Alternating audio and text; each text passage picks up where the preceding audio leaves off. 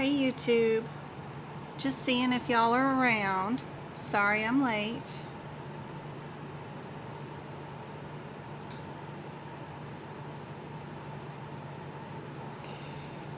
How are we gonna do this?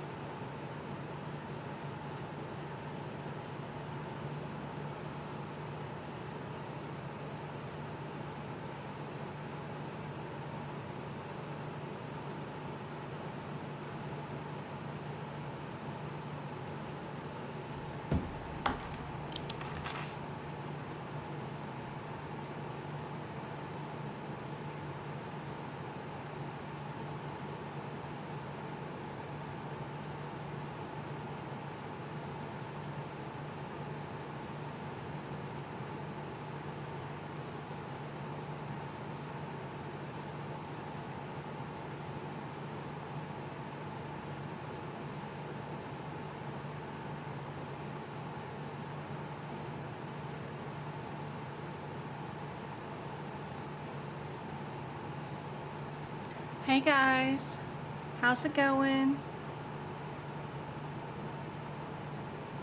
Sorry I'm late. Good to see you guys.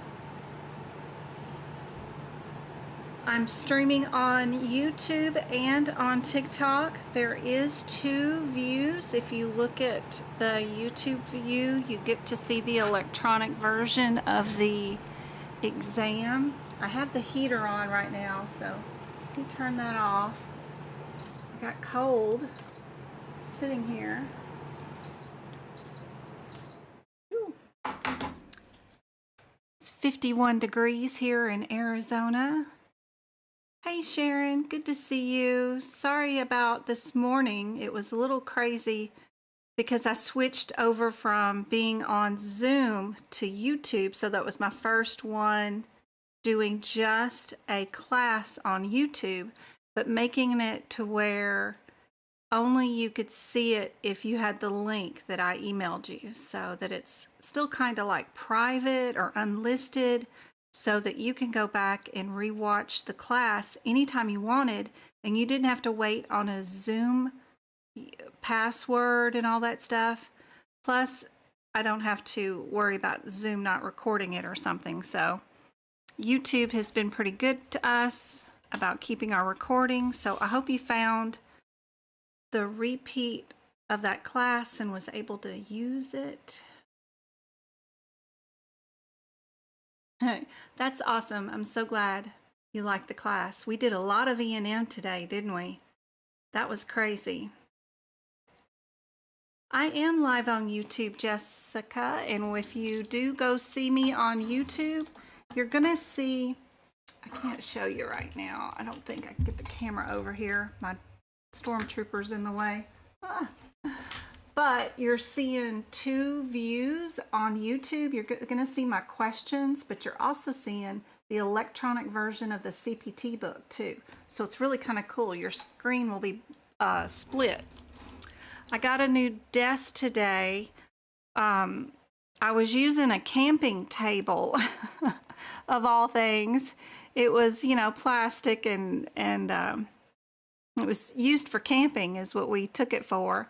But I finally got me a big girl desk today, and when we unhooked all my electronics and put everything back on, of course we had to redo all my settings for my OBS and the stream. because I decided I wanted, instead of doing TikTok on my laptop screen, I wanted to put my TikTok stream here on my big screen. Like, I've got a big screen here, like, I don't know, a big monitor. So I thought maybe that might help with some of the focus or seeing it instead of seeing it just on my laptop, because my laptop is it's like a folding tablet thing, so it's super small screen. Anyway, so when I decided to stream off this monitor, then I had to redo all of the OBS, which made everything late, and then I didn't have questions prepped. So because of the class this morning and everything else I was working on. So anyway, sorry about being late. But hopefully all these adjustments will make all the lessons a lot easier for you guys, for sure. One I want to look at probably first right away is if you happen to have, thanks Emily, the 2022 or 2023 CPT book. It's mainly for the 2023 book. On page 8 and 9, it's our table graph thing for the E&M section. And I just wanted to highlight some of the things. I'm not an expert on all this, and all these new E&M guidelines have changed, but I wanted to tell you what my observations are so far in working in the book and learning about the new guidelines, that we actually got to delete our history and exams for all of our E&M coding selections. You remember last year I was constantly doing this, anything after 99215, we needed to code our history, our exam, and our MDM, and then we had to match 2 of 3 or 3 of 3, and we were doing all this mess with all the questions. Well, they got rid of all of that. So we no longer have things like problem focused or expanded problem focused either. So far, I haven't seen anything with that on it anymore. They've streamlined it down to just straightforward, low, moderate, and high for all the CPT code headers, I guess you want to say, so far in E&M. That's what I'm seeing. So it's pretty cool. It's a lot easier. Thanks, Emily, for the pizza. I want a pizza so bad. That's why I picked it. I'm like hungry, but I've got food. I made turkey burgers, a roast, and salmon. So we've got all of this, but of course, all I want is a piece of pizza. It's Friday. It seems like I should be eating pizza. Anyway, straightforward is pretty nice when you're dealing with MDM, because that usually means I saw you for something simple. I either pulled a splinter out of you or told you to quit eating and drinking for 24 hours or whatever, put yourself on a brat diet because you have abdominal pain. I really sent you home for just like treat yourself at home with over-the-counter meds. If it's low, I might have written you like a 7 or 14-day prescription for antibiotics and let you go home. If it's moderate, then I'm taking care of 30-day prescriptions, you know, seeing you for your diabetes or hypertension, those kind of things. And if it's high, then I need to intervene or you're not going to live. You know, I got to do something. Something's not right. Either I need to order a major test, like a bypass or a stent placement. I don't know, something pretty significant. I need to intervene and do something for you. So instead of using the high, well, the history, the exam, and the MDM, their 3 components are the number of complexities or problems that they're being seen for, the amount of data that was reviewed, like old x-rays, lab work, and they have to be unique. Like all blood work is one review data. If I did EKG, that's another reviewed, different, unique thing that I reviewed. And then if I reviewed CT scans, that's another unique thing. So those kind of things add up like that. And then at the end, if I decide to write you a prescription or not write you a prescription, or order you another CT scan or something like that, risk of the management of the patient after reviewing the complexity of the problems and the amount of data that we reviewed. Also, what I ordered comes into play too for all these E&Ms for 2023. Hello, Juan. Hey, San on YouTube, and hey, Angie. I helped her pass last March. She's so thankful now. Aw, that's awesome. I'm so glad it helped.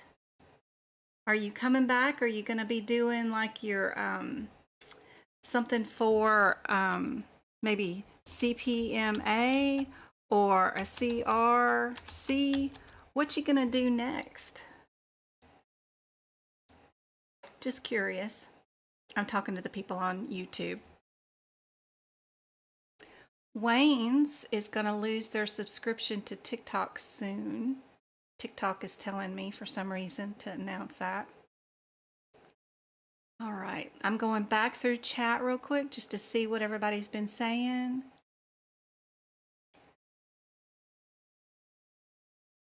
Currently doing my nervous system notes. You purchased. Awesome. Darian's mama, I hope they help out 100%. Be sure and pay attention to things in the back. There's one set of codes that mama gets a modifier where her child codes get multiplied. They're super interesting when you're dealing with the spinal column back there in the nervous system. It's really kind of cool. We treat the children codes like they're add-on codes, which is unique in that one section. So pay attention there. It'll say it in the parentheticals.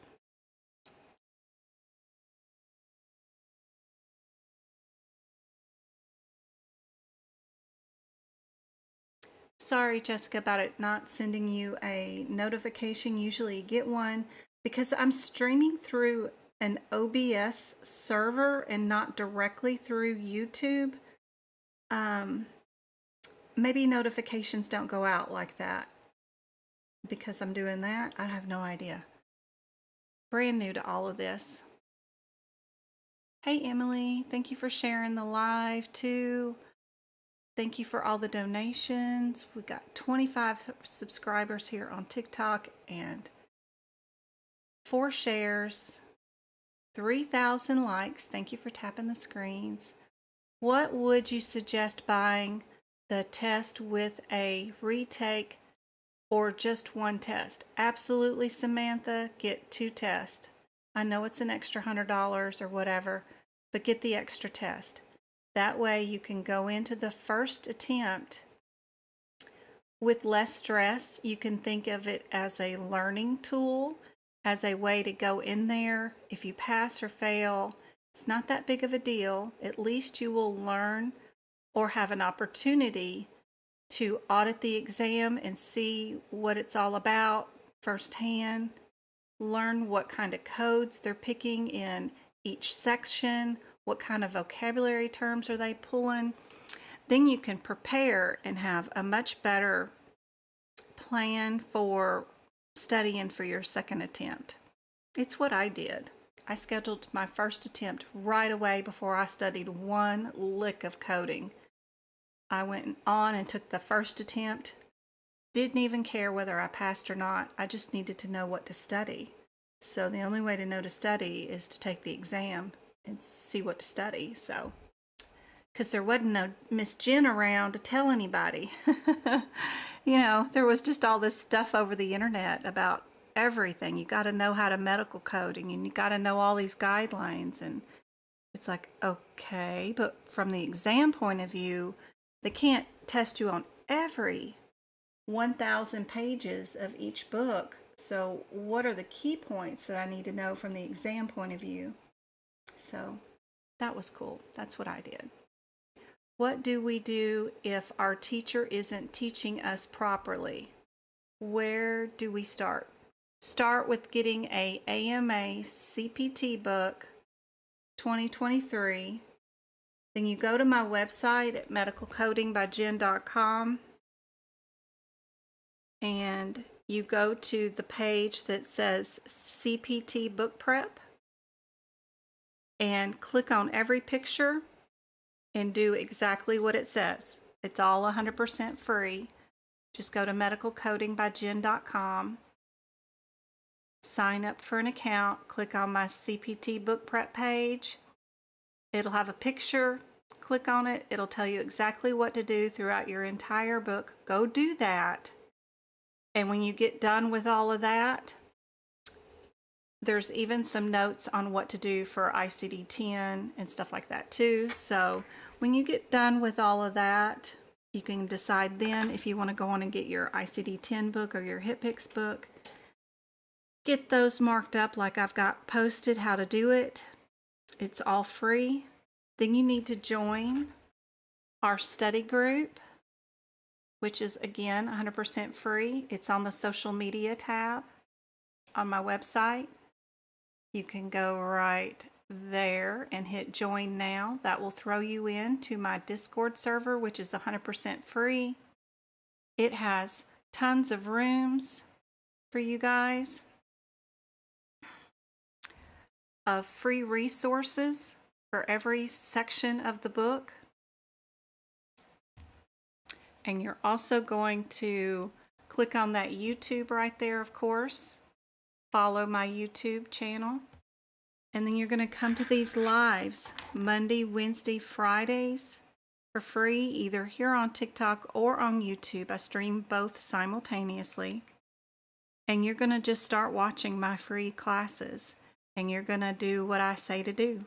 And that is the cheapest, most efficient way, without a course, without any prerequisites, to get through this exam from the exam point of view.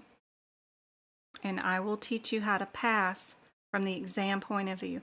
Whether you're taking a HEMA, NHA, AAPC, it doesn't matter. I teach from the exam point of view. And I'll help you out. Yep.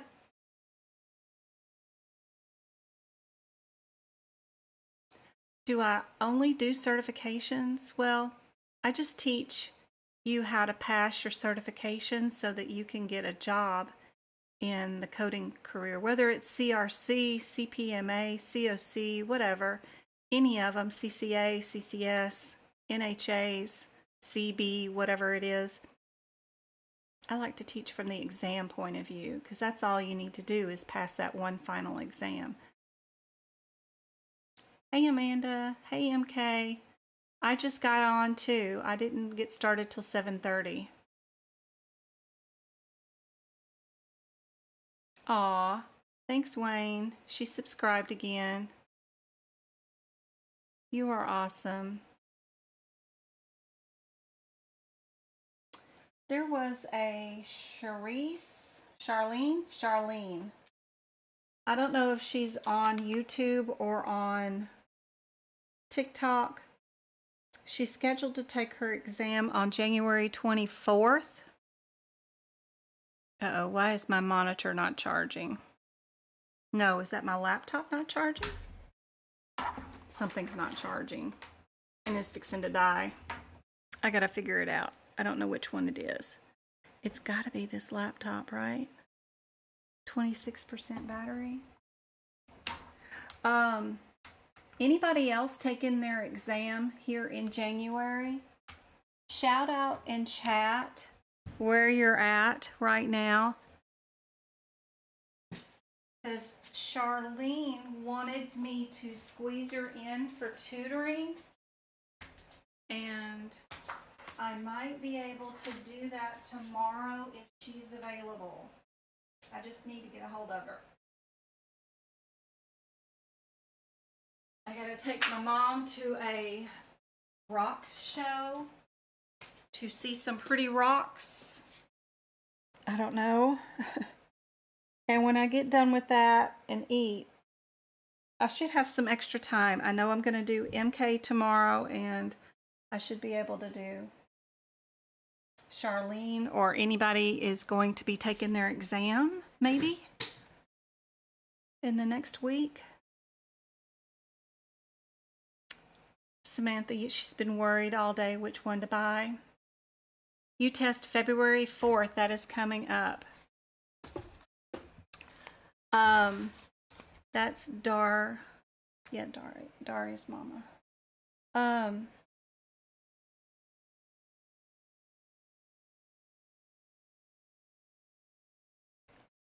February 4th. Not every guideline. You need to know the top 10 guidelines. My top 10 guidelines are sepsis, adverse effect with drugs, hypertension, CKD, OB, burns, injuries,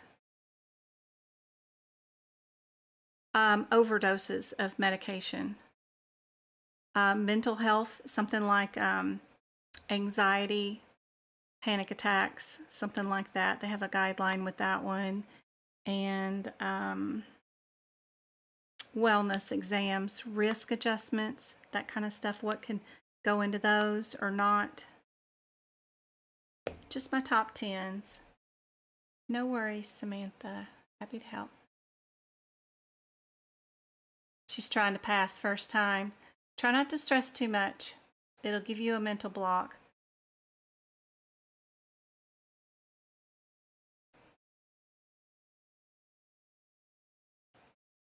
Thank you, V.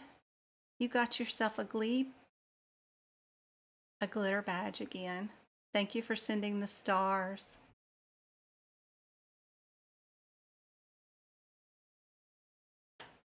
Samantha's taken it 3 times. No worries. I've met people that didn't find me until they've already taken the exam more than 13 times.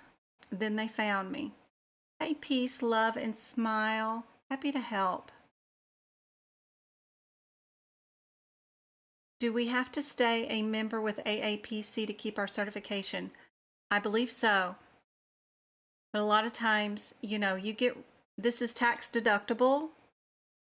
All your classes, what you've paid for it, your books, even tutoring with me, all of it is tax deductible. And also, you could get reimbursed from your employer for paying for your membership.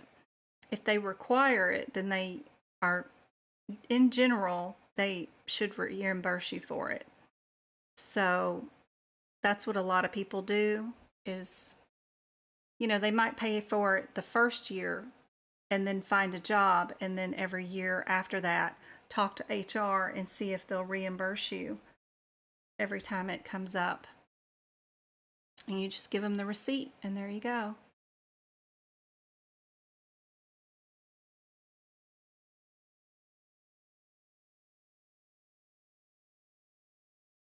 Have there been any updates on your notes?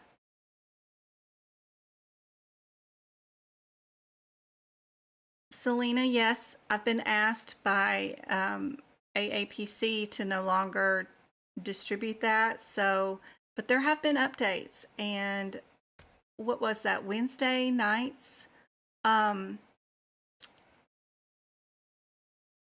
Live class, I hinted to some new information that's been shared.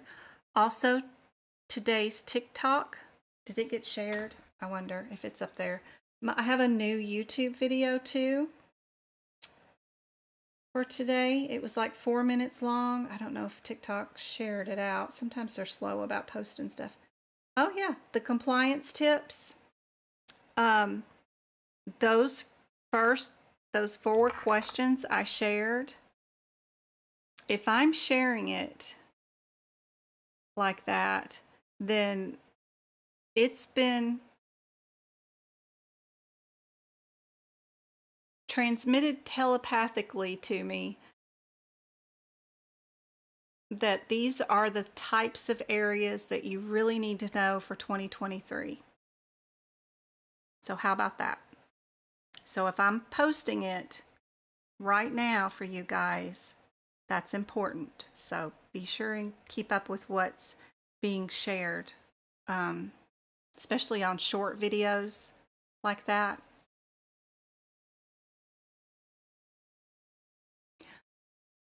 Thank you, pretty girl. I know. I was talking to somebody about 1 o'clock this morning about the workshop.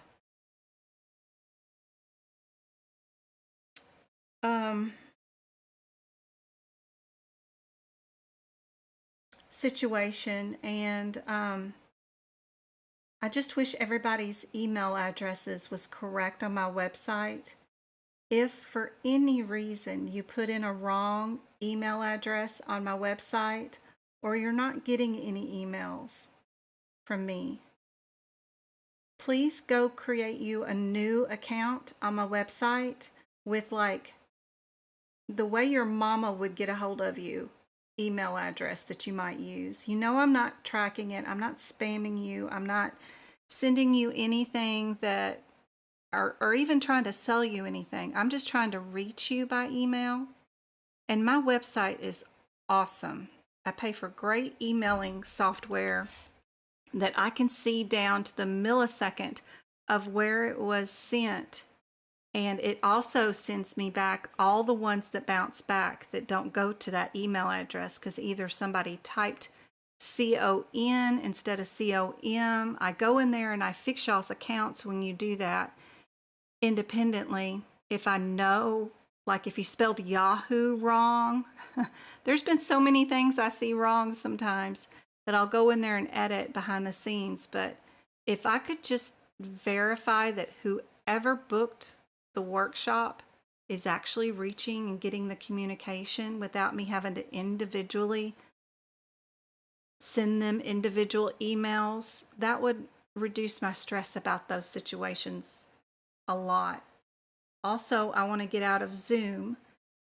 I want to just stream them on YouTube, which means sharing a link with everybody, and only the people with that link can watch it for the first 90 days. And then I'll adjust it to where it'll go to the members so that the members that pay for the membership at YouTube can see it after that point. So if we can all agree on that, I think that would be an easier solution. That way, so far, YouTube hasn't had any issues, and I think that'll work a lot better. But I was planning and thinking about it last night and daydreaming with somebody I was mentoring. I'm not sure who I was talking to at 1 o'clock in the morning on Discord, but she's like, what can we do next month? And I'm like, and we thought about cardiology and all the new E&M changes, and maybe if I can fit it in there, those neuro questions, the one I was just talking to somebody about, the one about where the mama code gets a 50 modifier, but the child code gets the ×2, ×3, how to know if L1 to L4 is 1 or 2 segments or 1 or 2 levels. How do you know? How do you do those timeses? I would love to do a February workshop on cardiology, that particular nervous system questions, and then also some new E&M ones. So I would love to. I was daydreaming about it. Hey, Sharon. Twinkle's here. MK has so many practice exams, and you know, she called them and asked AAPC, I want to buy 2023 practice exam questions. Where can I buy them?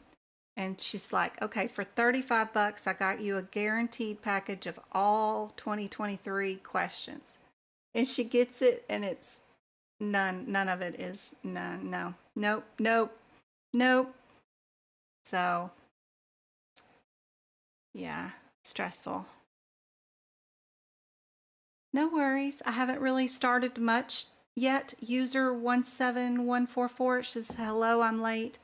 For these recorded for anyone to watch later? Yes, they are recorded directly onto YouTube. And if you do go watch live on YouTube, you are seeing a dual screen where you can see an electronic version of my CPT book and the questions that I'm presenting.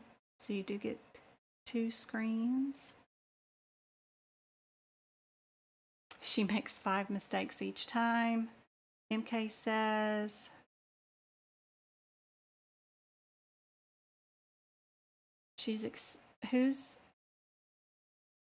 I'm considering purchasing them through AAPC. I just don't know if it's worth the money. If you're talking about Selena, thank you so much for subscribing to TikTok and supporting what I'm putting out. That's awesome. Thank you very much. If you're talking about the AAPC practice questions, absolutely worth the money. If you can afford it, buy exams A, B, C, D, E, and F. Yeah, lovely, worth it. There's a couple that are wrong. I feel the answers are wrong, but other than that, they write your exam. They have practice exam questions you can buy. Those are the best to find something out there in the world that is most like what's going to be on the exam. They're going to be those same type of questions. They're just going to write them with different verbiage. So if you can get really comfortable in those practice exam questions and you can figure out why the wrong answers are wrong, make notes about that in your CPT book or ICD-10.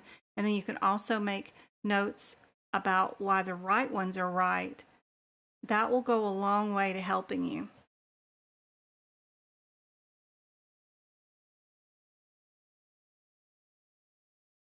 Just if you're going to buy books, don't buy them from AAPC.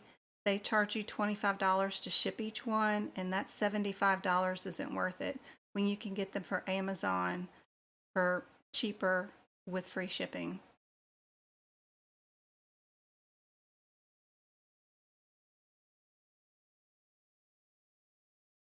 eBay is a great resource. Sarah, I cannot believe that. There are people that took it Wednesday that already have their results back. I can't believe I have like what 5 of you guys that took it Sunday, Monday, and Tuesday, and y'all still don't have results. That is insane. They took it online. Have you tried rebooting your system? And then, I don't know, going back into AAPC and looking at your exam? It just should say pass or fail. I can't believe it's taken so long. Can you do a live where we do a mini practice CPC exam?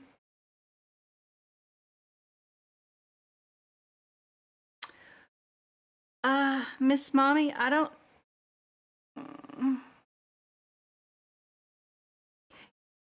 Yes, I can do that if I have time to write some questions for you guys too. So, yes, I can do a mini practice exam starting out with like 2 E&Ms, 2 anesthesia, 2 cardio, 2 whatever, and go all the way through all the sections of the book.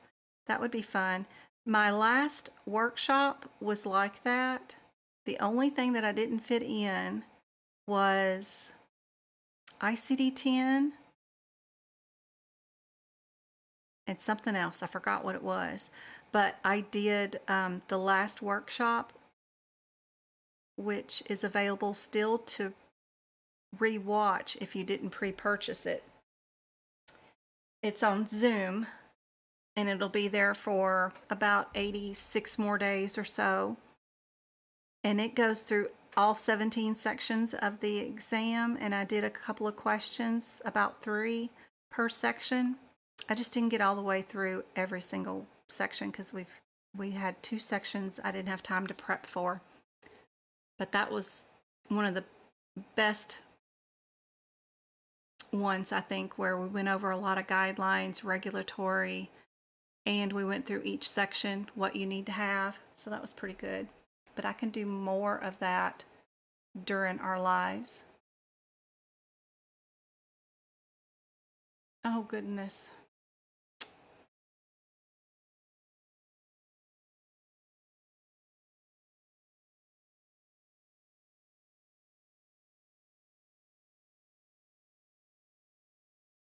She took hers on Wednesday morning. I bet y'all are wearing out their website, just rechecking for y'all's results. I always get my results in 8 days. But yeah, MK, you take yours in person. These ladies took theirs online. There's no reason, because they don't have to ship them to Utah, I think where the headquarters are, from your testing site in Chicago or wherever you go. And 8 days, they're already on day 5 if they took it on Sunday, or 4, and they took it online. They should be getting instant results. So weird.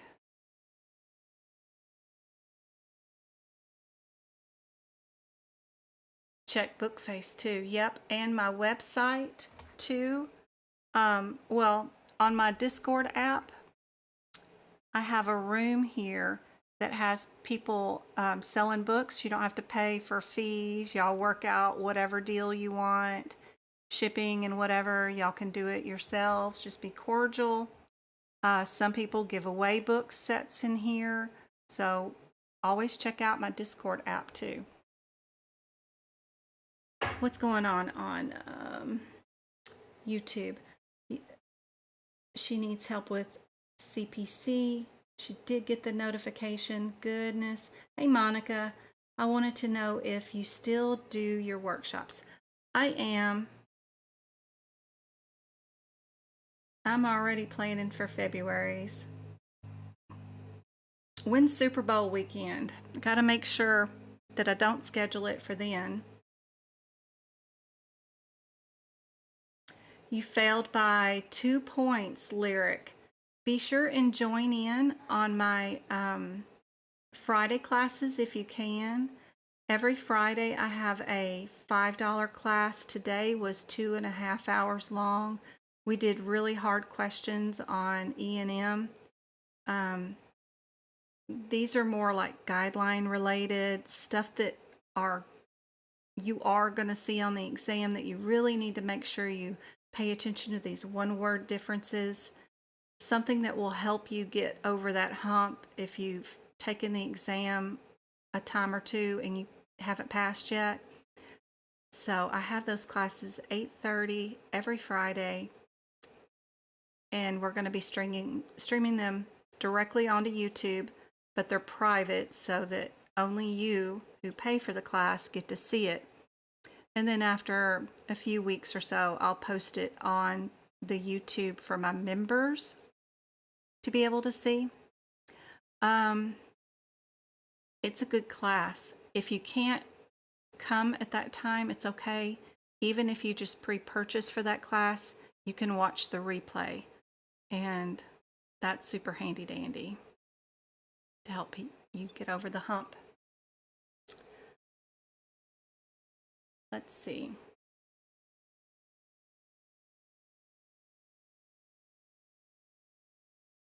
What's the best approach when it comes to finishing on time? Do not read the questions. Absolutely avoid the questions 100%. Let the CPT codes tell you what to search inside the question and only search for those differences. Do not code the questions. Don't go in that exam as a coder. You're not coding. It's already coded for you. All you have to do is pick out the correct answer. And I'll show you some examples here in just a second. She took her CPC last year online and it took 3 weeks. Oh my Lord. What are they doing? Are they rewatching the videos or something? I just can't imagine what would take so long. I took mine in 2019 online, had my results next morning. Pass. I never did call them for my breakdown, but it just said pass. Where can you go to find out where you can take the exam in person in your state? On the AAPC website.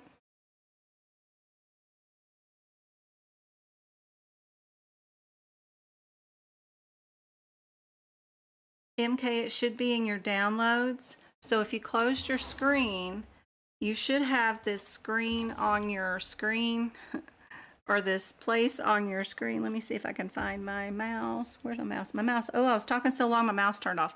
You see this little down here at the very, very bottom? It's this file page right there. You should have the same sort of icon on your computer. Go there, and then right here, hit downloads. You should be able to find it right there in your downloads, wherever you got it from. So we talked about the differences in the E&M sections that I'm seeing so far.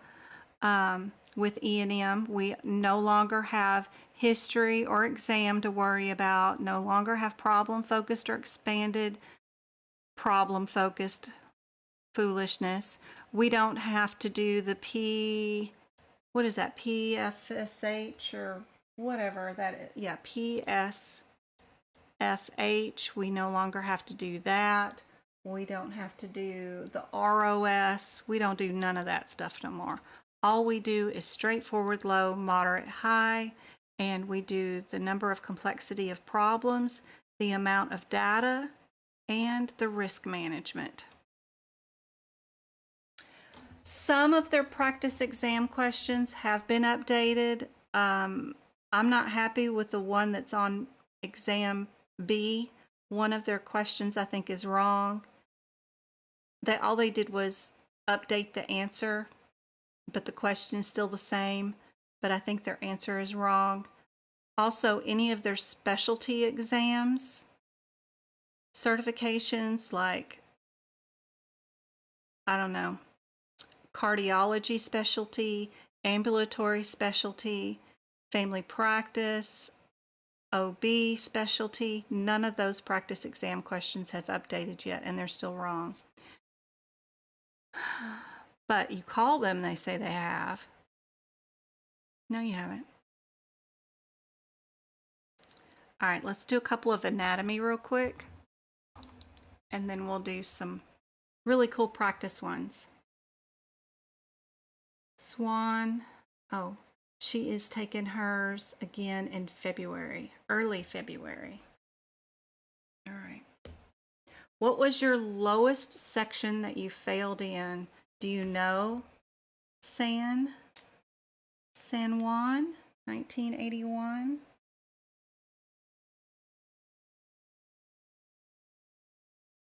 February.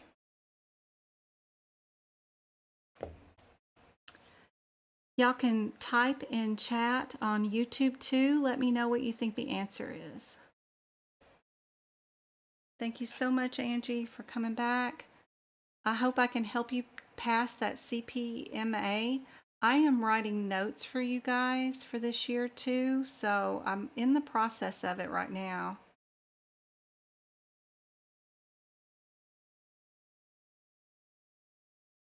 So hopefully I'll have you up some really cool information soon that will help you out. I have some people too, Ange, that took the CPC and I helped them pass that. And then she also took her CPMA and passed that too. And she let me know what she thought that I should teach for that particular exam so that it would help me out to know which direction to go in. So that's pretty cool. 5,000s and 6,000s. All right. I'll make sure I do some of those areas on my free lives between now and February for you. So, yep. This one is super easy. We do have our cataracts, and here's the definitions for all of them, just in case you needed them.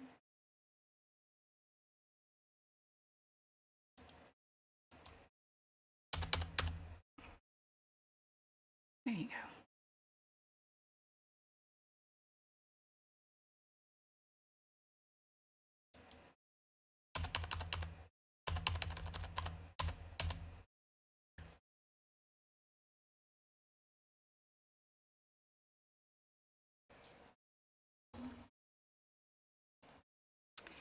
In terms of poisoning, toxic effect, adverse effects, and underdosing of drugs, which of the following is not accurate? Underdosing, nature of the effect, interactions, or late effect of poisoning? Hey, Vanessa.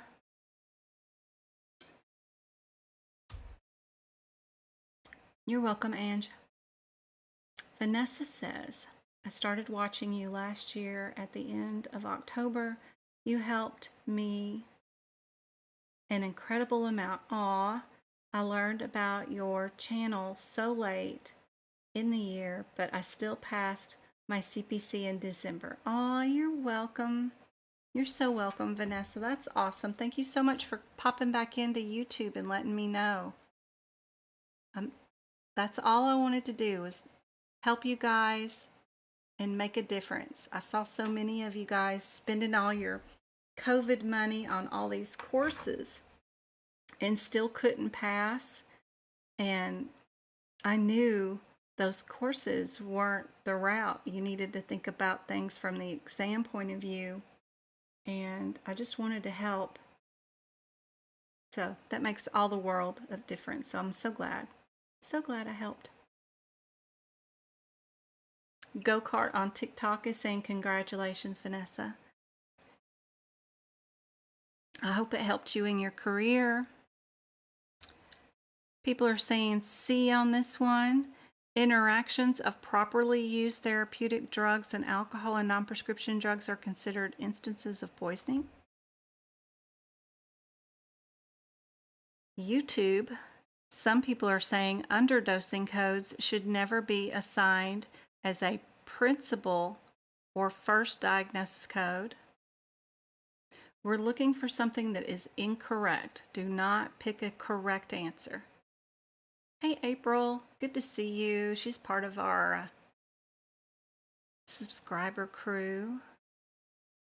Thank you for the support.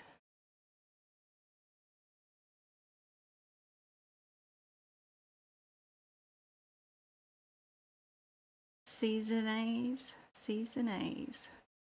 And it is B, guys. We're looking for an incorrect answer. The incorrect answer is the code indicating the nature of the adverse effect of the drug is assigned last. That is wrong. When it's an adverse effect, the classification, all these fancy words, caused by the drug, which means the symptoms, or other substances, when used correctly, the code indicating the nature of the adverse effect of the drug is assigned first. B is correct. No one got that one right. Good try, Veronica. She's waiting on a phone call for an interview, possibly at a local hospital. That is fantastic. Yay, Vanessa. That's awesome. They usually cool off their hiring around Christmas, and then they start right back up as of, a week or two into January. So that's a really good sign. So, perfect. If you haven't yet, I have a link. I even shared it on YouTube with the CMS website. You can go there, take a free mini course, take you 20 minutes on HIPAA, and another one on abuse and fraud charges. The hospital will love it. As soon as you take the exam that goes along with it, and you can multiple take it repeatedly until you pass, you'll get a certificate. And that certificate will list your name, your date that you passed, and you can add the name of that course that you took for completely free to your resume. And I know for a fact they would love the fraud and abuse thing. And plus, it's something that you absolutely have to have training in every year, no matter what. Even if you're working in a doctor's office, your HR department should be making sure that you go through that training. But if you go ahead and get that done ahead of time, then cool. They'll just be all impressed with you. So, Miss Vanessa, be sure and go there. I have it posted in Discord group under job resources, and I also have it posted on my Facebook page under Medical Coding by Jen. Just scroll back through some of the posts and it's there too.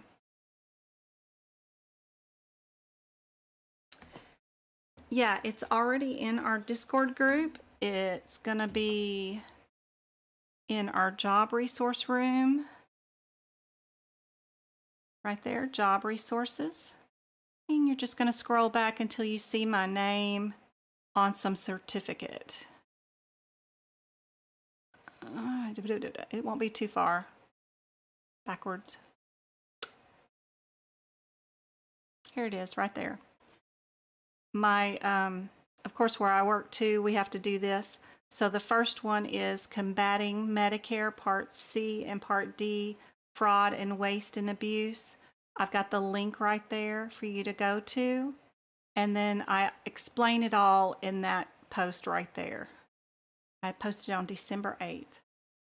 And then there's one more free one for HIPAA in that same area. So, super cool area. YouTube people can't see what I'm just showing them.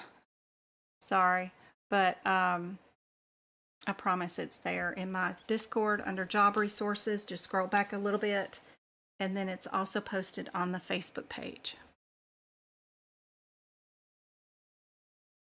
What about this anatomy question?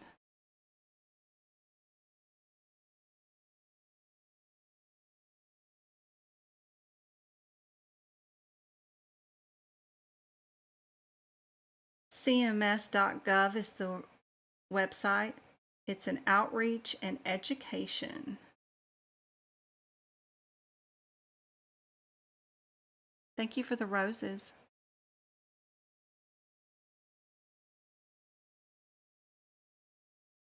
Thank you for the guacamole. Stacy is helping me with my cravings. Would love some chips and dip right now. That would be awesome. You cannot use a medical dictionary on the exam anymore for AAPC if you take a HEMA one. Last I heard you could. So CCS and CCA people, I believe you can. When I took my exam back in 2019, we were allowed to bring a medical dictionary. I didn't because I've got enough clinical experience that I didn't need it, but all their anatomy questions or verbiage is from the ICD-10 book. Each section of the ICD-10 book, before you start coding those codes, usually has an anatomy section. That's where they get the questions from. We are a C, and here's all the definitions for all of those too. C is the answer. Good job. No medical dictionary for a HEMA either. Oh man, I know last year I printed out their Proctor's thing, but that was like early 2020. The last time I looked up their website, they were still able to use the dictionaries. No, the CPT book has an index in the back of the book. You can look up a lot of vocabulary terms there, and that'll get you to the CPT code, and you can usually figure out what body part you're working on there. Hint, hint, for all my 2023 exam takers, please pay close attention to this exam question. What I recommend is writing something about this question in the front of your book before the E&M section. That's where I keep all my laws, regulations, compliance info in the front of the book. There's plenty of white space up there. In regards to OPPS, hint, hint, hint, y'all please need to know all of this. The Balanced Budget Act of 1999. You need to know all of that. Requires annual updates to what?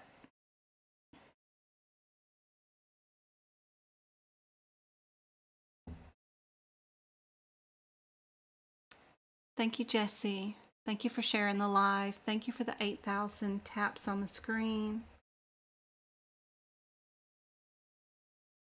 You're going to apply that diet this week, the juice one for Miss Edwards? Oh my gosh. You got to go to her Instagram. It's according to trend.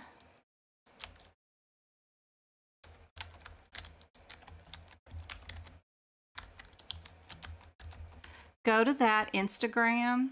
She's one of my students, and I did her, because, you know, we tutored nearly daily. She paid for so much tutoring with me. It was crazy. I had to make her stop for 6 months. So we got to know each other really well. And she was just making all these juices, and she would grab her juice, and we'd tutor together. And I'm like, okay, you got to tell me what you're doing because you look amazing. And she's like, well, I used to not be. And she shared some pictures before and after. And I'm like, oh my. So yeah, you got to follow her. She's great. She's awesome. She has a PDF that y'all can download too with her recipes on it. It's fantastic. I've lost 60 pounds, almost 61 pounds. Doing her juicing. Yep. She does a lot of fasting with hers. I can't fast. I gotta eat every day. So I just love food, but it seriously has changed my life. I'm back down to a really, really good weight. So it's awesome. Awesome, awesome.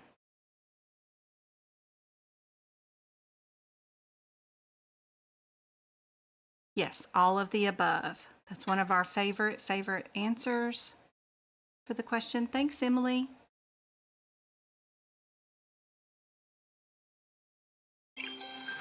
Thank you so much for the pizzas. I want one so bad.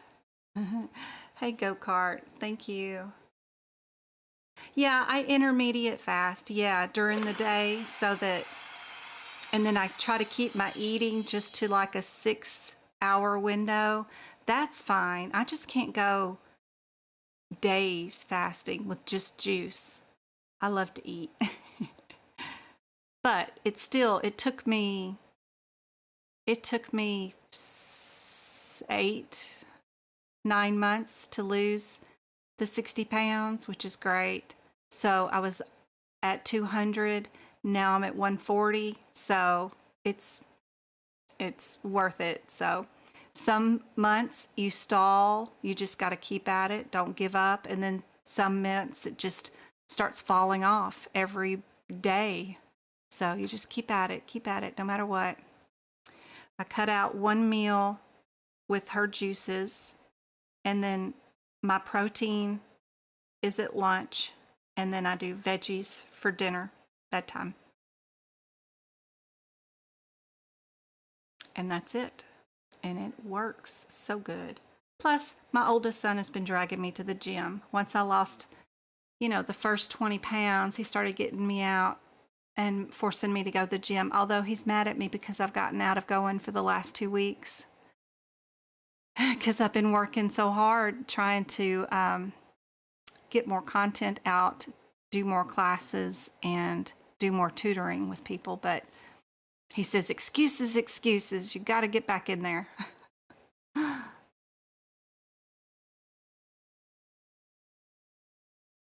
Oh, her Instagram. I'll do it one more time. She's awesome.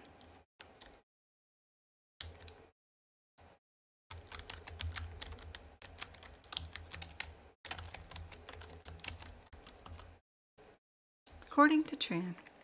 I'm sure she'll pop up here. Oh, you guys can't see on YouTube. I'm sorry. I'm typing. Oh, yeah, you can. Now you can see because of it's on the screen. Yeah. There she is. Oh, she's at the gym too. When was this? I didn't see that video, but I just went to her Instagram page. But you got to see her juices. Look at this. This is her kitchen. She makes those videos in her freaking kitchen. I couldn't make anything that pretty, like video-wise. Y'all see my videos. They're just horrendous because I'm not a good film editor.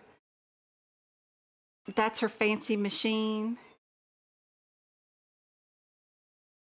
And she puts the cucumbers and stuff in there, and that's her kitchen. She does such a good job.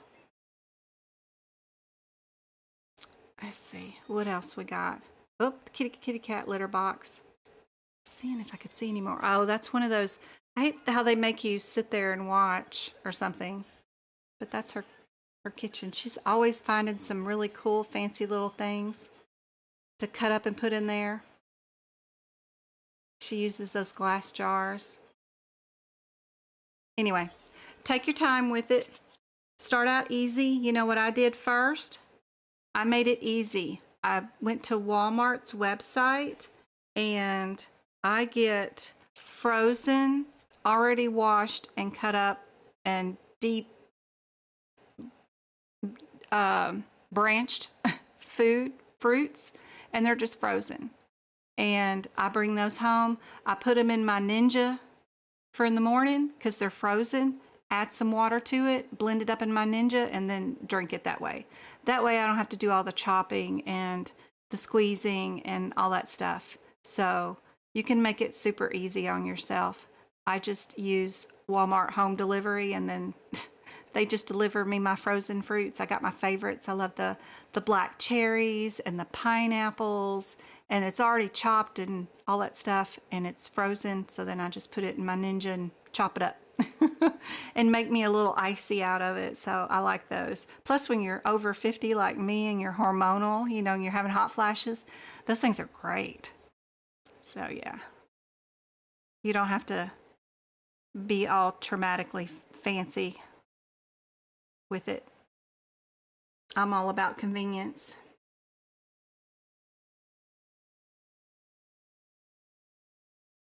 So I hope that helps.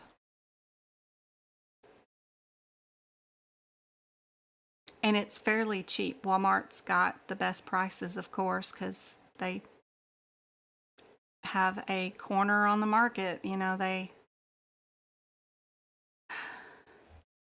can buy out all the local vendors because they can buy more of it in bulk.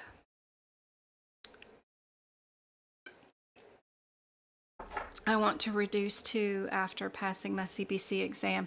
The problem was when I came home to work full time in 2013, the refrigerator was just so close. You know, I wasn't stuck in an office going to conferences or, you know, stuck behind a desk away from a refrigerator all day long. When I started working from home in 2013, man, the fridge is right there. My mom's always making stuff.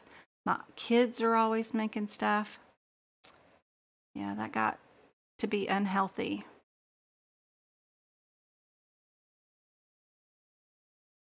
I'm never going to give up pizza though, so my body's just going to have to deal with it. I love my pizza, so I try to do it just once a week. What is an example of a hospital outpatient modifier? Plus, if you do the juices in the morning, something about the natural sugars just really boosted my grogginess, of course, in the mornings, and sluggishness. It took a while, but about 3 weeks into it, I was like waking up better and not so sluggish. And I don't know, it was a lot better.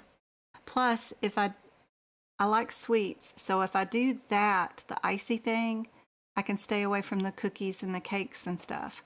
Because even if I want another icy at night, it's still natural sugars instead of chemical sugars, so that's a lot better for you.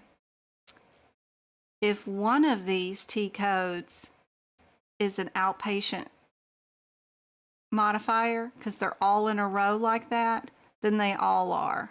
So when I look at this question, I just think, well, those are all in a row. If any of them are, they all are. So that tells you what the answer is. Here's also some outpatient hospital modifiers examples too.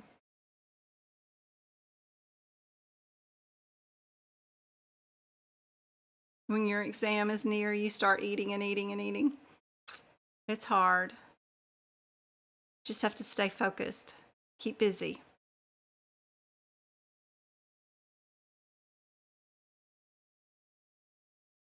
Dates, kiwa, and dates. That sounds awesome.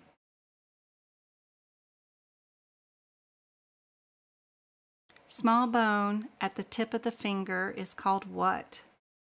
Another question that you should pay close attention to, please.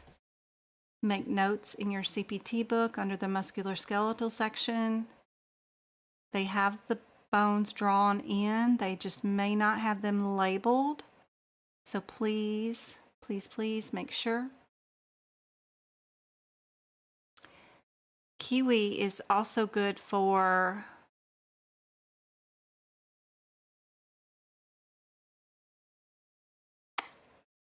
is it kidney stones or constipation? I forget. It's good stuff though.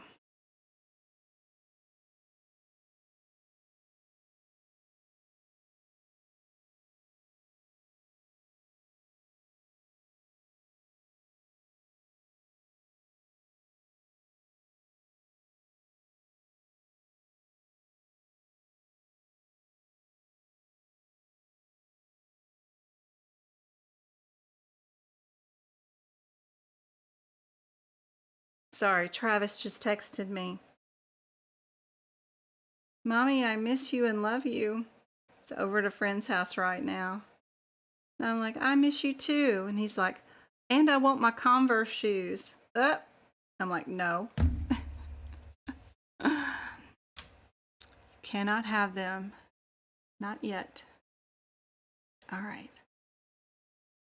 Modifiers, Veronica, are in your HipPix book. All of them. There are some listed in your CPT book on the very front cover. The very front cover of the CPT book.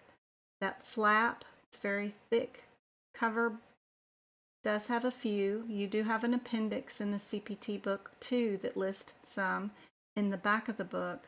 But for a complete list of every single modifier, they are listed in your HipPix book. Anybody know the answer to the small bone at the tip of your finger? We got B's and B's. Okay, good. B, distal. Be sure you know what proximal, middle, all of them. Be sure you know what all of them are. And they're all listed right here. Get them drawn in. Here's another question written just in a different way about that same one I was talking about earlier. Be sure to know about the Balanced Budget Refinement Act of 1999. Can't stress it enough. What does it do? What does it work on?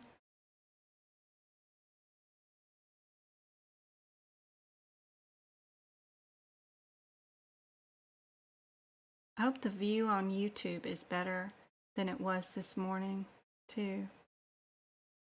We adjusted the Word document stuff.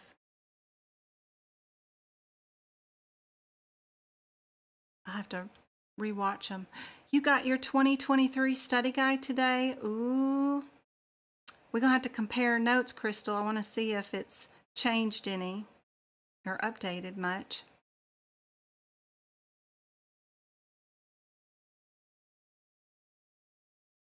C7D.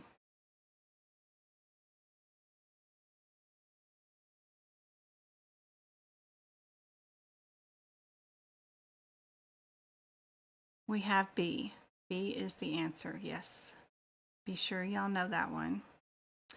Which of the following medical terms is a suffix for seizures? Easy peasy one.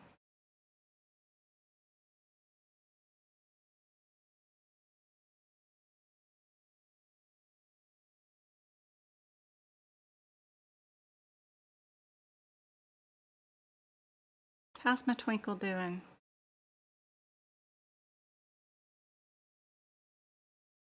She had to work today, and I was messaging her this morning, but I didn't mean for her to see the messages. I was just using her as a placeholder.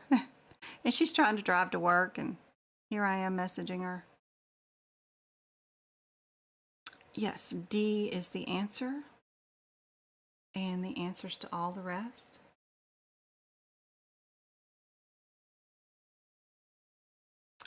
Of the following, which is defined as a creation of radiographs by photoelectric process using metal plates coated with a semiconductor? Oh my. I wonder why this one's way over yonder.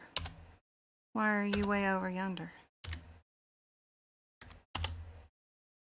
Huh.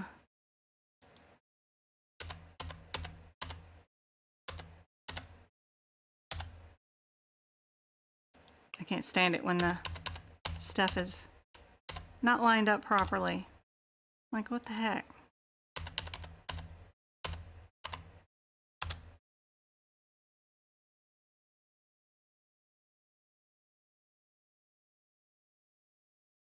Everybody's saying X.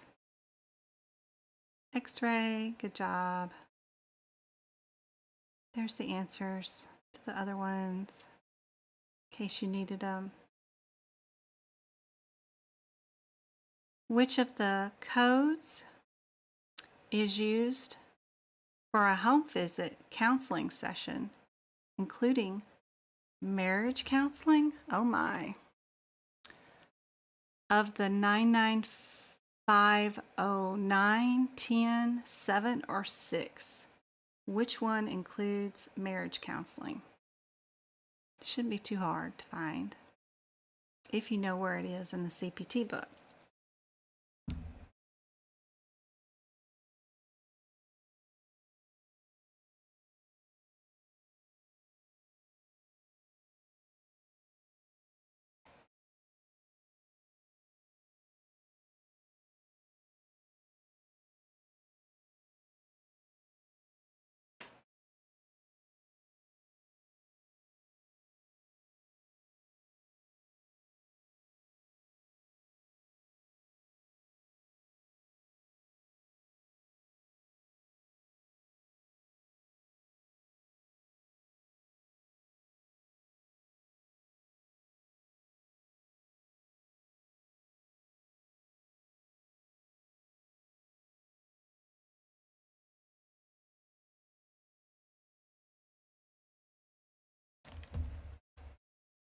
We got a B. B, B, B. biggest number? You're correct. It is. Good job. I didn't know we could get marriage counseling done at home. You think any health plan would pay for that? I'm like, in what world would Aetna or Blue Cross Blue Shield send a counselor to our house for marriage counseling? I want to know. They don't even pay for dental insurance. It's like, okay, teeth are bones, right? So wouldn't that be like an orthopedic thing? Why are teeth an accessory or non-essential bones? Because they are essential, but they're not included in healthcare because why? They're bones. They're important to healthcare. I don't know. They'll find any way to get out of something. All right, CPT level 1 modifier associated with preventative services. Which one would be? Associated with...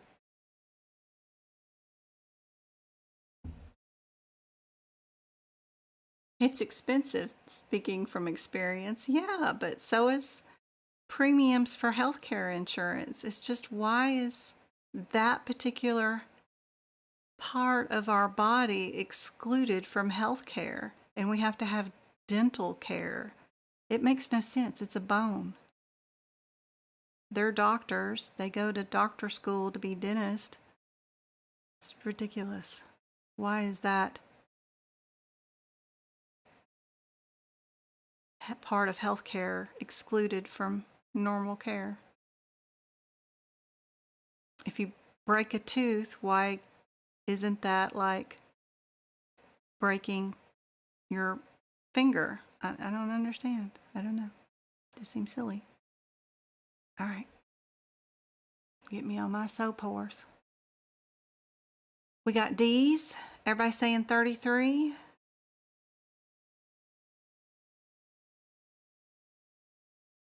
It is D. I'm just too empathetic. I don't. I wouldn't do well working for a health plan. I think it's true too. I think we've bought into this system that if we really looked at it, it doesn't make any sense. Not one bit. And, you know, aliens from another planet would look at us and see healthcare and dental insurance and think, what? That part of the body you're excluding from healthcare because why? I just think anybody from any foreign entity would look at it and go, that makes no sense. Okay. The category for E&M codes under outpatient services does not include services in which of the following facilities? Which one of these facilities is not outpatient? Same with vision. Oh my gosh. So my honey bunny opened up our local Hobby Lobby store.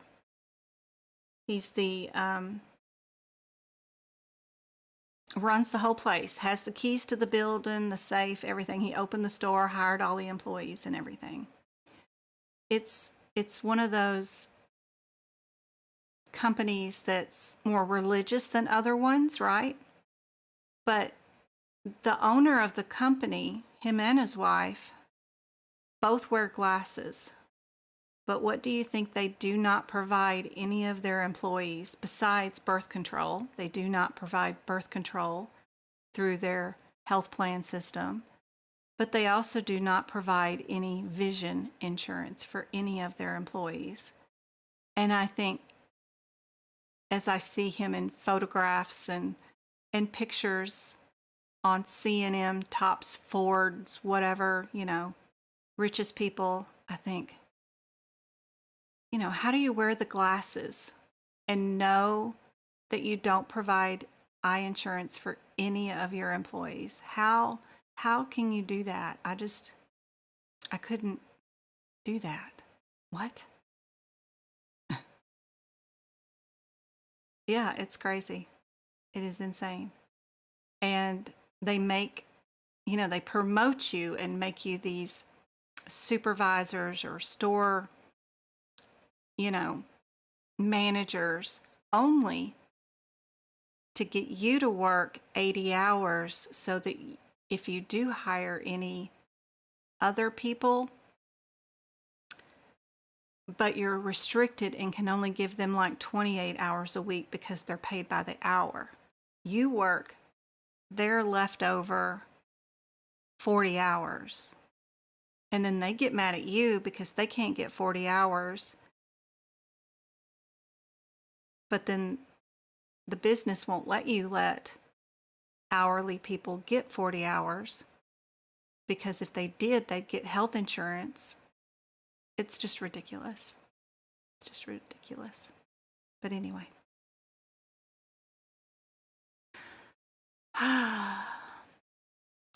This one.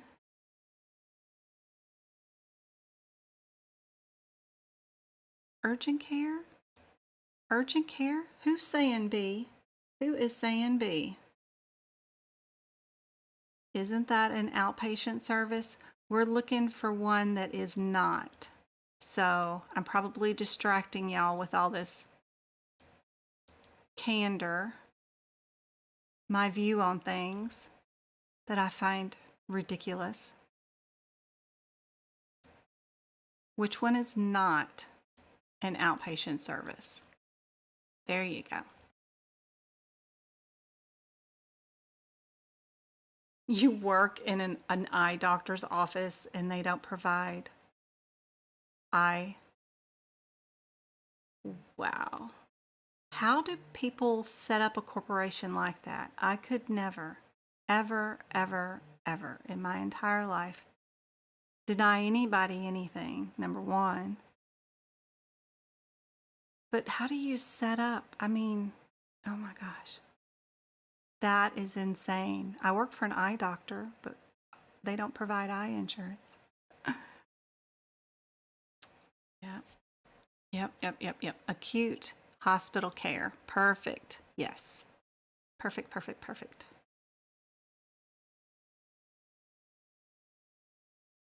You're working in E&M now?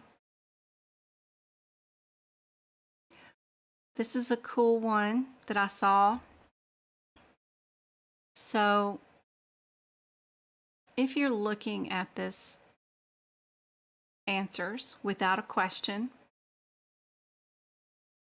which I like to do, guys, you know we're looking for similarities, right?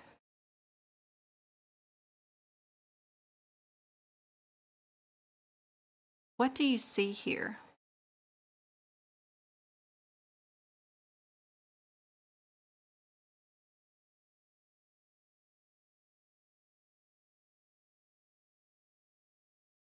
I used to buy from our eye doctor all the time until my son, my oldest son, he just got his very first pair of glasses. He's 30 years old and he needs just the negative 25, just the smallest prescription. I think it's negative 0.25 per eye, actually. So it's his very first pair of glasses, just barely has a prescription. But he refused. You know, I'm willing to pay for whatever you need help with, you know, mommy's always there, no matter how old you are, you know. I'll help you buy your glasses. He's like, I'm not spending $160, $200 for frames. He went to Reddit, did a query search on the most popular whatever eye facility, whatever there is, and he found a place online. It starts with a Z. And he got 4 pairs of glasses for $120. You just type in what prescription the doctor writes you on that prescription pad, And then you can pick out your glazes, your reflectors, your whatever, and then they just ship them to your house. And as long as you know the distance between your pupils and your nose bridge, which there's this little piece of paper you can print from the house, or you can get one off of Amazon and they ship it to you. As long as you know the distances. And we went to Costco and Sam's and tried on a bunch of frames and figured out what size frame he likes the best, which is what that distance is. Then you can buy them from the place online, and they are fantastic. He's got him some sunglasses. My James, my Jaybird, he's blind as he can be. He's 13. He's always had glasses since I adopted him when he was 5. He never had any before then, but he is super blind. And I've always bought his at the ophthalmologist every year. And this year he goes actually Monday to the eye doctor. I'm going to get that prescription and order him whatever he wants from that website. I'm like, my goodness, he can get himself 4 or 5 pairs this year. That's awesome. Yeah, I was always paying $250 for James's glasses every year. And buying that's it, the Zenny thing, yeah.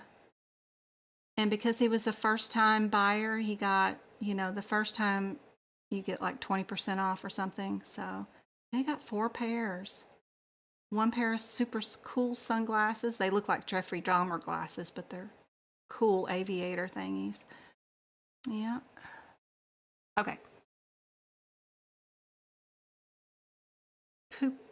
Yes, the distance. Pupillarity, different distances. Yes. That is awesome. I didn't do eyes. I can't look at anybody's eyeballs. My eyes start watering when I look at somebody. Oh, gosh. All right. What I see in this question right here, when I'm looking for similarities, I see that the 08 is in every single one of them. I don't have to look at that. I see that the 17 is in all of them. 3 of them, I mean. So I would get rid of A. And then I just need to know, am I a difference between the 34 or the 33? Or what's with this add-on code? Would I add it? Would I not? What is that code? And if you only had one word from the question, do you think you could answer this question? So I'm going to give you one word and see if you can figure out what the answer is. And that one word, if I can find my mouse, there we go, is that redo.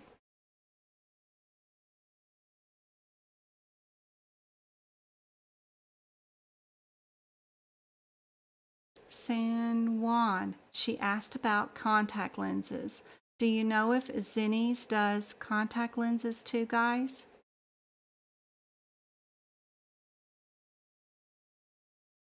Samantha says she buys her husband's glasses there too. So cheap.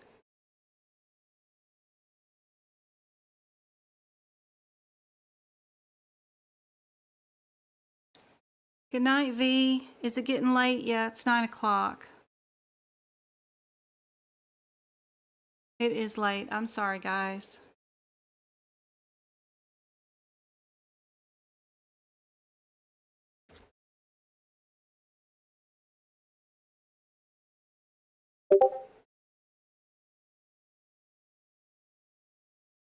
It's Zenni. That's how they spell it.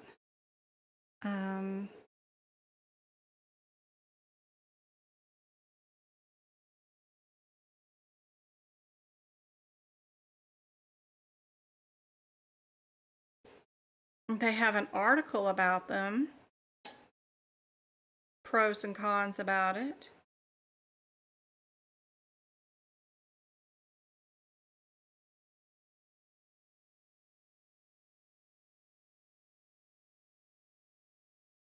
Just the whole idea of introducing something to your eyeball with your finger is a bad idea. I think they have these little thingies that you can use now that will put the contact lens in your eye for you. If that was sterile, that would be awesome. I don't think you can buy them from them. They just have that article. You do not want interocular herpes. I have seen so many people get them because they get those cold sores, in their mouth. Maybe they didn't clean their fingernail or their finger and they were picking at their mouth, and then they wash their hands, but maybe not good enough. And then you go put your contact lens in. You do not want HPV in your eyeballs because that's rough. I know a nurse who got that. Mm-mm.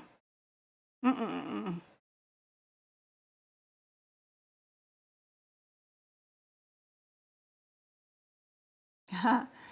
Save the lion and protect the species.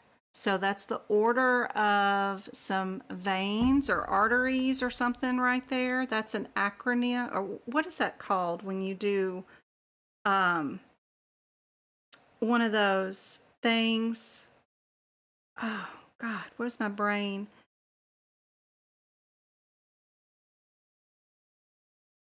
It's to help you remember the route.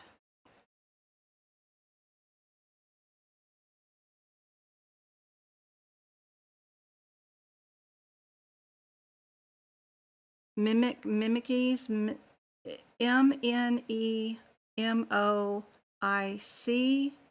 Yeah, it's useful for helping you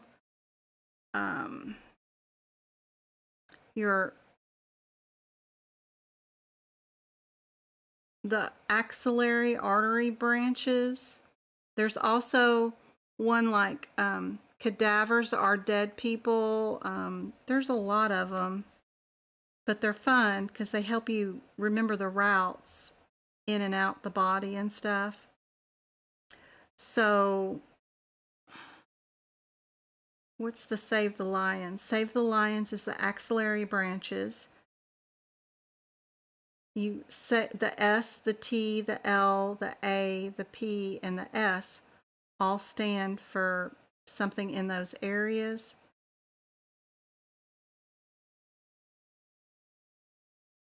Super fun way of doing it like that. Learning by association. Yeah. You see it now? Okay. So, this answer, yep, redo is associated with that add-on code. That would be the first thing. I love that add-on code in cardiology, 3353.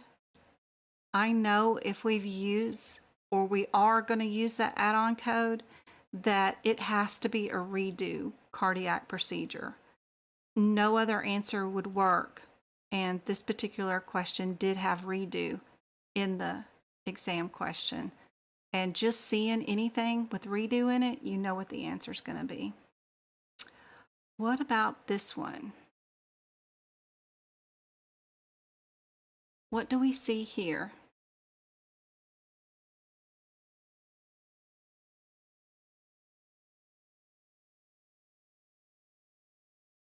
I'm glad you see it. Samantha?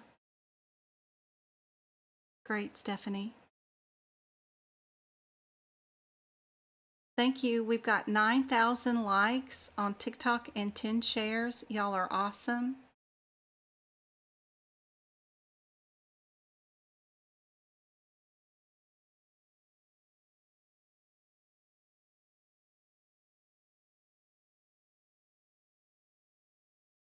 I would keep A and D because they start out with the same code. The B and C are different.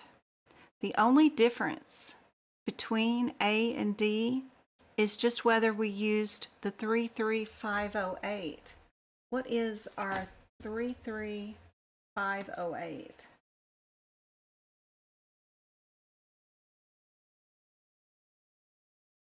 I think that's like endoscope, isn't it? Wasn't it the endoscope? So if we used an endoscope, then we know our answer's D. If we didn't use an endoscope, then we know our answer is A. So out of the question, all we needed to know, this particular one, the cabbage was done by an arterial bypass. That gets you your 35, which we already knew because it's there in both answers. If we had a venous graft with an arterial graft with a single vein, we obviously had our 17, but the endoscope is tied to our 08, and that's it. So we actually did D. So finding those little simple differences, going to go look and see what the code says it is, and only looking for those words makes things a lot less stressful than trying to code a cabbage that is both venous and arterial with veins. That's just goes back and forth hippity hoppity from all these codes, and it'll drive you insane. Just look for the one difference, the endoscope, and that will be a lot easier for you. All right. If a patient was admitted for glaucoma, the stage change throughout the stay, what would guide the diagnosis code? Is it the first documented stage, the lowest documented stage, the last documented stage, or the highest? We've got two that are L, but I still look for similarities. First and highest are kind of similar too. Everybody's saying D on YouTube, but they're saying C on TikTok. It's not A.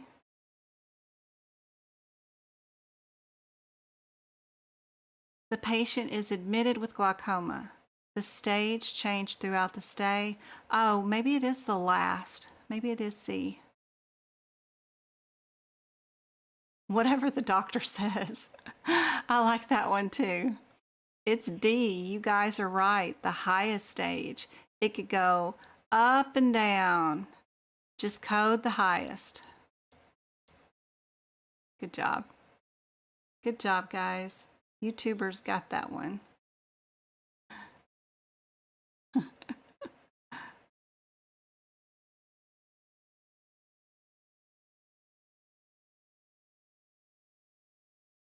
Pathology. I wanted to talk to y'all a little bit about pathology. Did I keep my stuff? Okay. Where would we go in our book if we were gonna do a pathology test for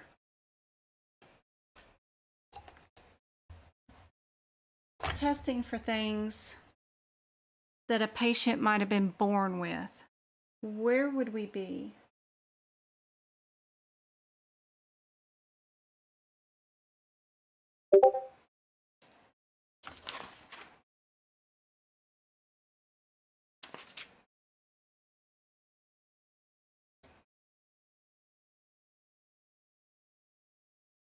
Where would we be?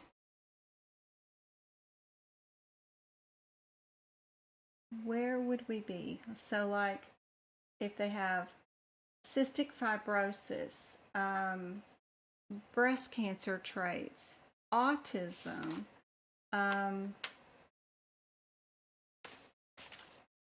muscular dystrophy,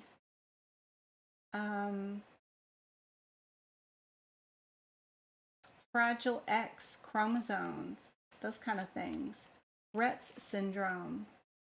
where would we be? Where would you run to if you saw your next question was asking about those types of services?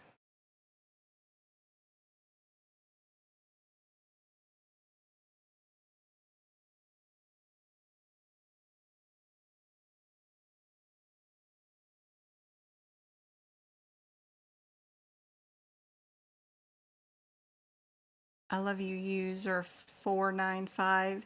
She's saying, why Neo Health, family history of, and Ray Ray pops in with genetics.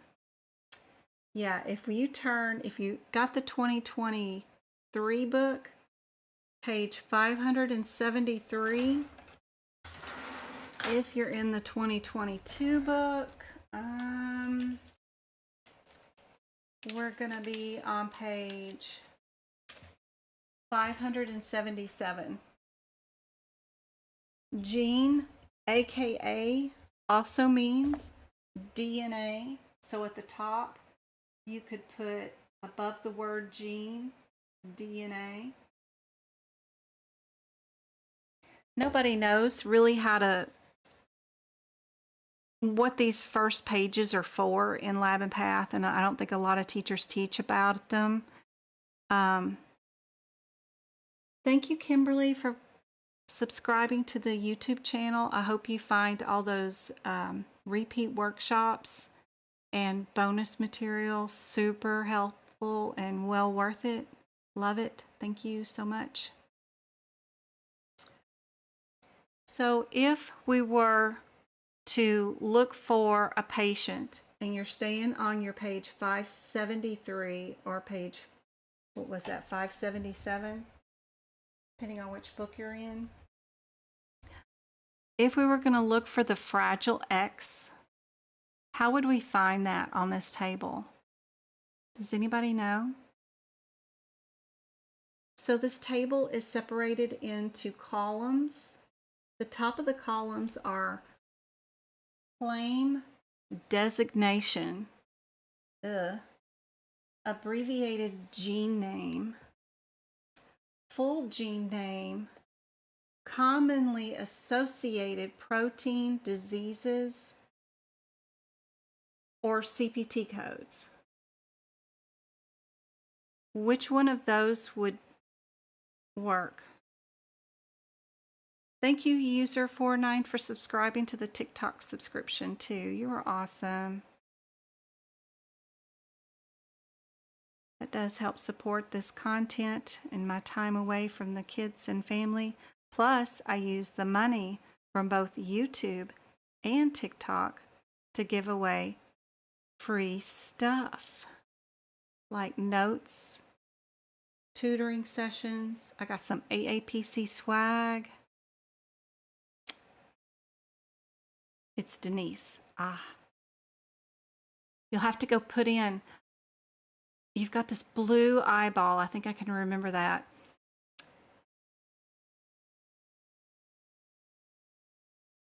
You've bought a ton of my notes. Oh no, poor, bless your heart. I'm sorry. I hope they help though.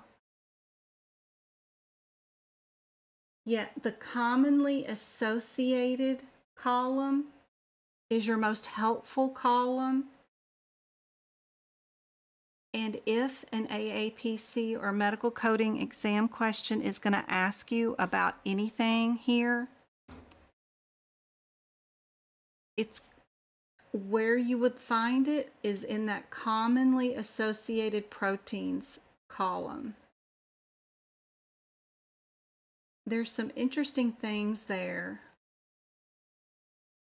But if you were just looking on this very first page, when you get to Fragile X, which is halfway down the page, not all the way, but it says Fragile X mental retardation 2. Does everybody see that underneath common associated proteins? It's yellow in my 2023 book, or orange, whatever color that is. And it's also orange. The interesting thing is, if you look at the last column where it says CPT codes, that's the answer. So if you ever had to look up a Fragile X question and you wanted to know how to code it, that last column on the end is your answer. If you look on the next page at 574 in the 2023 or 578 in the 2022, the last three ones at the very, very bottom, the BRCA1, BRCA2, and BRCA1 and 2, those are for breast cancer. So if you have a family history of breast cancer and you want to check out and see if you have the gene like Angelina Jolie did, and she found out she had the gene for that and for ovarian cancer, so she had both her breast and ovaries removed, so that if she developed that gene got activated somehow, she couldn't catch it because she didn't have those anymore. The cool thing about this is it tells you what the answer is. So if the doctor orders 1 and 2 to order all those for the breast cancer, the answer is those 4 CPT codes over there. If you go to those CPT codes, the 81162, the 81163, 64, and the 81212, the interesting thing is you will have a lot of do nots that say don't order those with those codes. So it would be really confusing if you saw this on a CPC exam and let's say that column 1 for BRCA, the answer right there has 5 CPT codes, and then answer B has 6 CPT codes, and then answer C has 4 CPT codes. But you were looking in the back of the book where the actual codes are located with their descriptors, and you saw that it indicated that do not use these codes with these codes, and you didn't know this gene table existed that told you what the answer was, you would have a really hard time. You just have to guess. You just have to just go A, B, C, or D. What am I going to pick? Because they're all wrong. I have no idea. But that's what this table is for. And knowing where those 3 are at is super helpful. On the next page, the very last one with the CFTR for the cystic fibrosis condition, that one's super important too because they have asked that one too. So I'm hoping this is kind of helpful. I hope that makes sense to you guys. I know I'm just kind of talking with nothing really on the screen. But if we were just going to order BRCA, you know we would order exactly what was in that column underneath the CPT codes, the 81165, the 66, then the 81215, the 81432, and the 33. We would order all 5 of those, 5 codes. And this is the best place to come to for that. 5 codes would be the answer because they only ordered just the one. Why it's 4 codes when it's both of them ordered at the same time, I have no idea. No idea. But anyway. If we were doing the CFTR, that's our cystic fibrosis, we have 7 freaking CPT codes that we would bill for that answer. Yes, cystic fibrosis.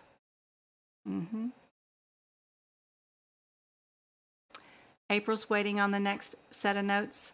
I am almost done with the male genitalia. I've got the E&M notes up for 2023, anesthesia up, and E&M, the E&M anesthesia and the 2023 ICD-10 guidelines. But, yep, The male organ system is the smallest section, so it's one of the easiest ones. So I'm doing that one next. And then it'll probably be respiratory after that.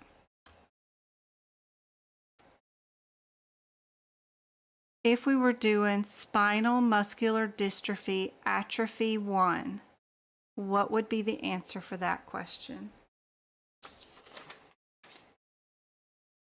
And if you don't know what the acronym is for it, you just have to go through those commonly associated proteins and search through every page and every column till you find it.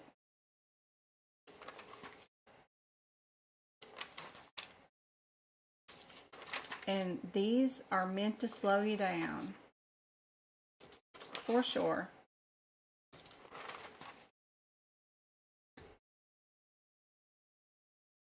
Anybody know what page number it's on? Great, April. I hope they help.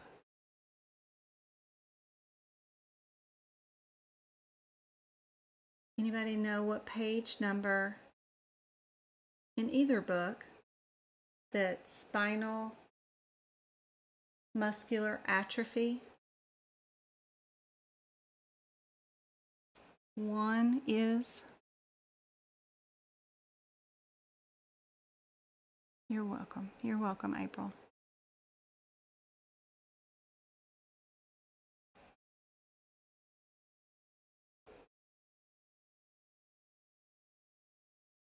In our gene table,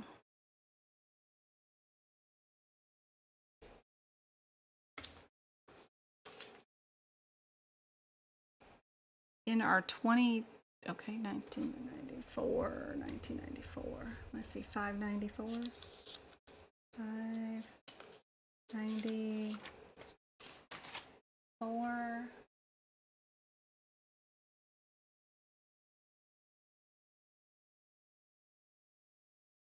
here you go, perfect. Think 3 codes. 3 codes. What do I have in 2023? Yep, got 3 codes. In the 2023 book, we would be on page 591. If we're in the 2022 book, 594. Perfect. Your dad has muscular dystrophy?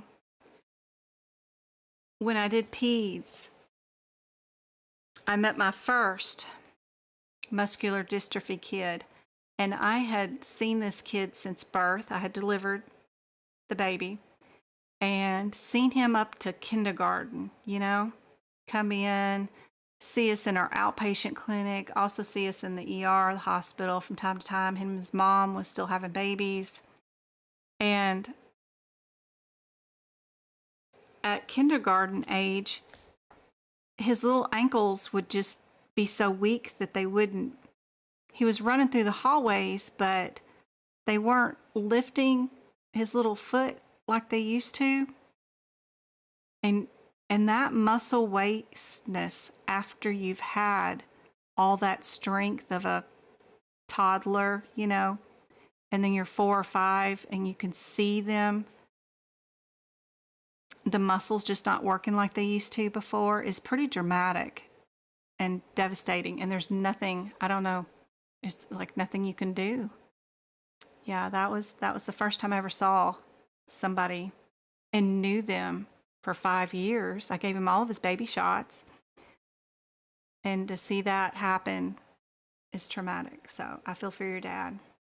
That's awful. But yes, this one has 3 CPT codes that we would code with it because the doctor only ordered the 1. It would be the 81329, the 81336, and the 81337. We would not order the one below it because that one includes the SMN1 plus the SMN2. That's not what we have ordered. We have only the one ordered, so you have to be careful on that. We would not order just the 81329. No 29. Nope. Make sense, Miss Ray Ray? Yeah, I still think of him today. That was over 20 years ago. I still think of that kid. I can still think of all my patients and know their diagnoses, know their meds, know everything about them, just like you guys. You know, I know my students, know when they're taking their exam or what areas they need to be working on. Might not remember your names because y'all got 15 of them, from Facebook's names to YouTube names to TikTok names to website names to Discord names, which are all different. But I eventually get to remember the names.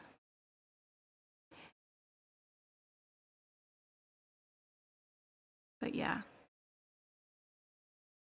that was rough, and it was dramatic. I'd never seen anybody with muscular dystrophy, and when you do see it, you know it. A lot of parents come in with those concerns and think something like that's going to happen or is happening. If something like that's going to happen, you will know. It will be a dramatic thing. It won't be something simple as growing pains goes. You know, it's definitely not growing pains. It is a dramatic difference. I know my son suffered through growing pains when he was growing up. It was just awful. Every time he had a growth spurt, he would just, and he's got a good pain threshold, but man, he suffered through growing pains. Not the same thing as muscular dystrophy. Anyway, I remember every patient that has been at my practice for the last 10 years. It's crazy. Isn't that crazy? Yeah. I might not remember where I put my car keys or what my date of birth is during an exam, but you asked me about one of my patients I saw 20 years ago. I can tell you everything I know about them. Just rattle it right off. Yep. It's very interesting how our brains act. It's very neat. How you know which one to choose from, because your order specifically says right there, spinal muscular atrophy 1. And if you look in that chart, drag you down here. Where are we at? We're right here with our spinal muscular dystrophy, and these are our codes. We just go backwards. This one, we ordered just the 1. There's a 1 and a 2. So if the doc says we're only doing 1, then we don't do the second one down here. Those codes are very specific. If they say 3, 4, just like with our breast cancer ones, breast cancer is going to be very important. There's also a 1, a 2 with that, and a 1 and 2 combo.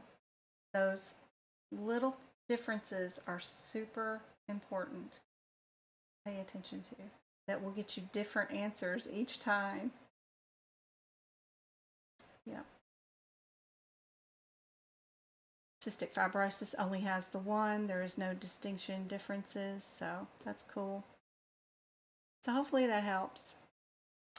But that's all I had prepped for today. I hope it's been helpful. It's been different, I'm sure, than some of the normal lives, but I'm hoping that it's giving you guys new and better information on some interesting facts. I'm going to go work on male reproductive system. Might show up here on YouTube as a live to do a a save for my YouTube subscribers. They get to see the replays, but if you happen to attend a live while I'm doing book prep, you get to see it while it's being done live for free. But if you are a monthly subscriber, you do get access to all of those where you can watch me do code by code book prep. So I'll probably be on for that in just a minute. I'm going to go warm up a turkey burger and make sure the dishwasher's running. And then I've got some free time to do that before I go to bed. And then got to go see Rocks with my mom tomorrow. And then tutoring with MK and maybe Charisse, if I can find her, or Clary, Charlie.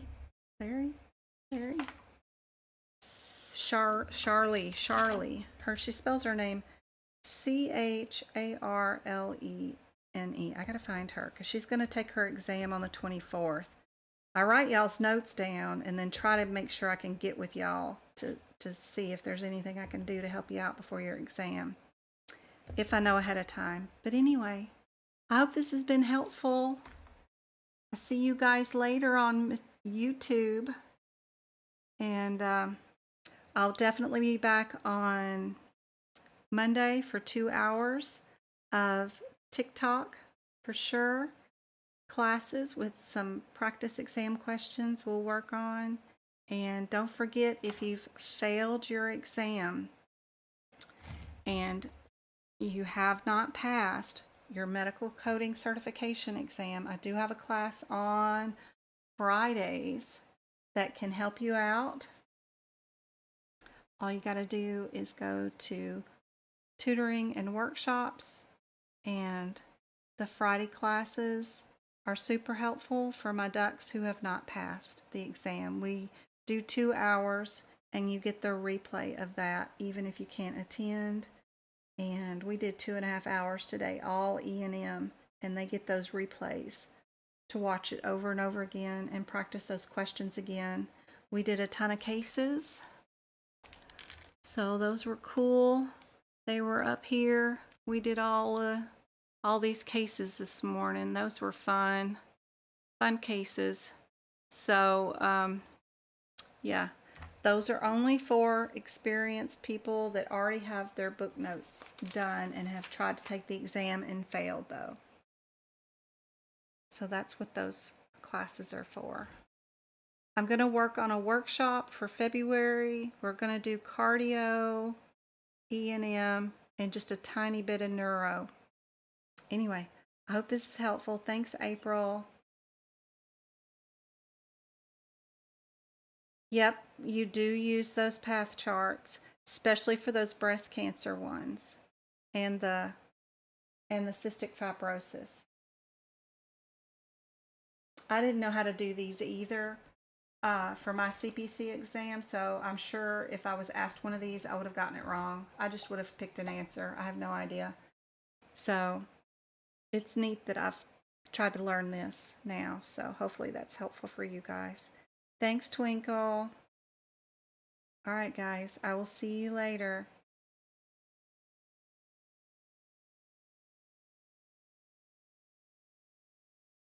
That's great, Izza. That's perfect. That's fine. Just hearing the lingo is good too.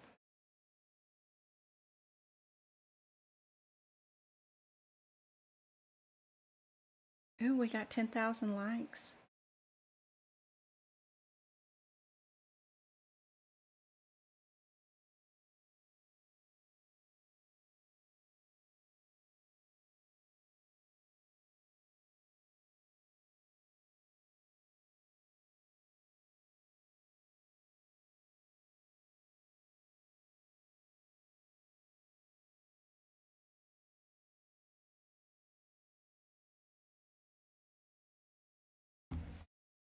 Good night, YouTube.